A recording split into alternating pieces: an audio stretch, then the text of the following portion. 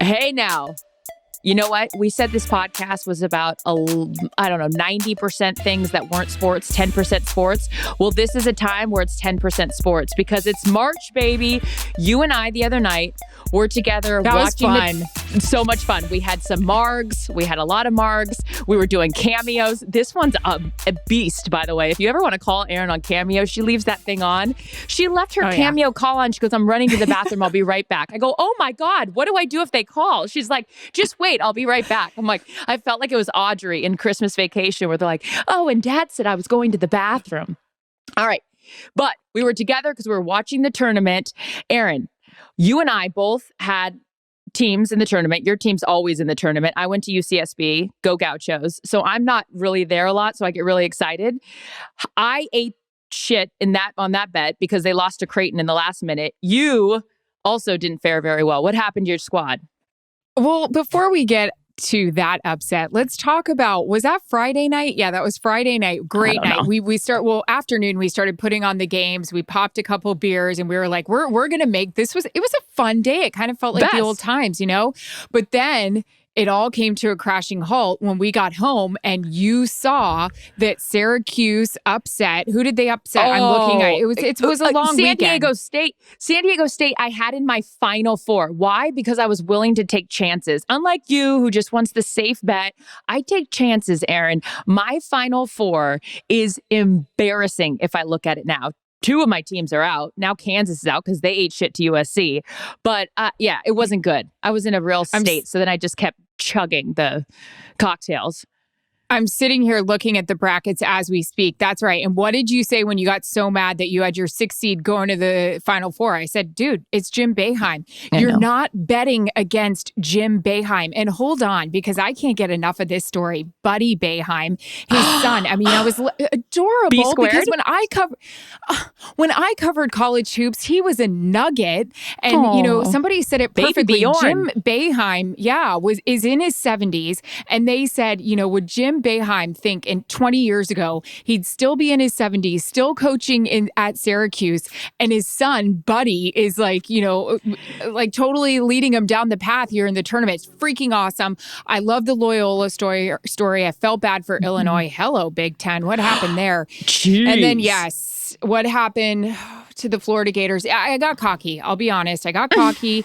I have my superstitions and I'm sitting here looking at this bracket. I was really nervous about the whole thing. Florida's been through so much. They have been through so much this year, but I started feeling good about it. Second half felt good. Had some of my my girlfriends over who were all in the same bubble. We're being safe. And then we went to dinner and next thing I know, I looked over and I said, oh my God, they lost. And my other girlfriend, Jackie, who loves a good bet situation, she looked and said, no, they didn't. They ruined my night.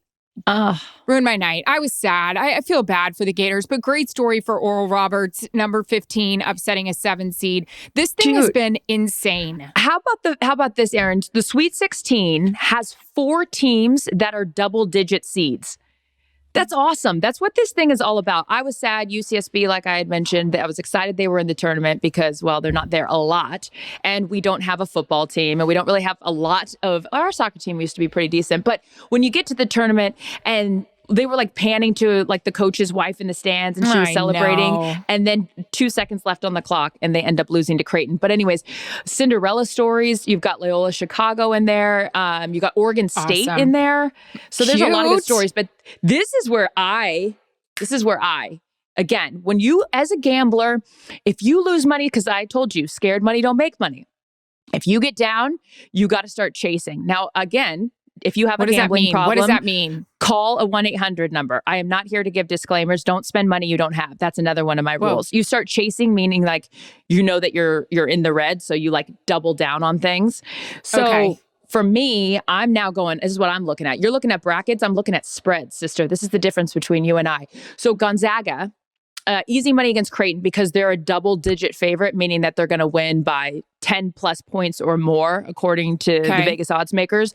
Also, Arkansas and Oral Roberts. That's the only 2 games that have a double-digit spread. All the other games are 6.5 points or less. What does that mean? It means that your team has to win by at least 7 points. I lost you. I lost her. It's too many numbers. It blows my mind how Joe Blow off the street can handle all that information. I'm pretty good with numbers, but like, I don't think I'm that dumb, but there's a lot of people. Sis, it's not even hard.